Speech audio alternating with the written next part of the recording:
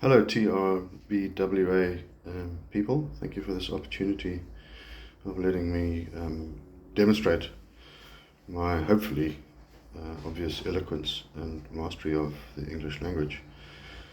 I was born in Zimbabwe, which back in 1960 was called Rhodesia.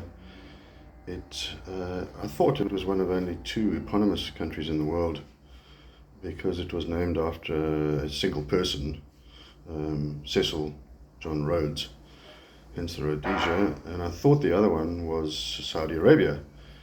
But I did a little bit of research on thinking that and suddenly found there are 24 other countries in the world that are eponymous, including some quite unusual ones, or ones I had no idea existed.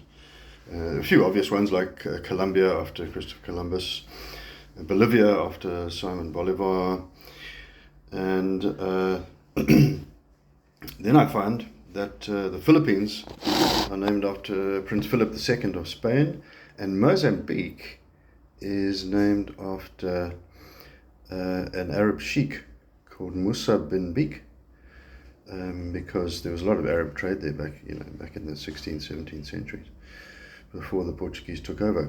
But I digress. So I was born in what was then Rhodesia, which was really part of the empire, officially in those days. There's a governor general, and obviously there was a great divide between the new colonial occupants and the local historical occupants. So I did grow up in that society. We were a society that had domestic servants, all the time, and so on. And the education system was segregated. I did not go to school with anybody who wasn't white until I was 17. So it was clearly an unjust situation, hence the slow escalation into what became a violent conflict, which was eventually resolved. While I was at school, in a very traditional primary school upbringing, we learned phonics, learned to read very easily, and always loved reading. I was a Enid Blyton fan, then a Hardy Boys fan, and so on. And by the time I got to senior school, we actually studied Latin in those days, which I loved because it sort of made logical sense, learning declensions and finding out the use of words. So I think it was quite useful in those days. We also could choose between studying French, which is a very British thing to do, and studying Afrikaans, because the country had a neighbour in South Africa where, because of Dutch descendants, they developed their own language called Afrikaans. All our public examinations were marked in England.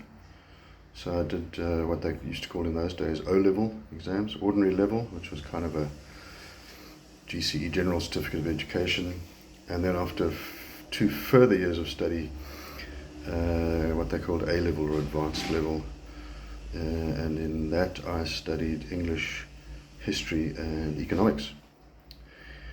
Then I went on to university in Grahamstown in the Eastern Cape in South Africa, because my parents had moved to South Africa by that stage, and they had actually gone to that institution when they were in their youth, and it was a fantastic experience. It's very English.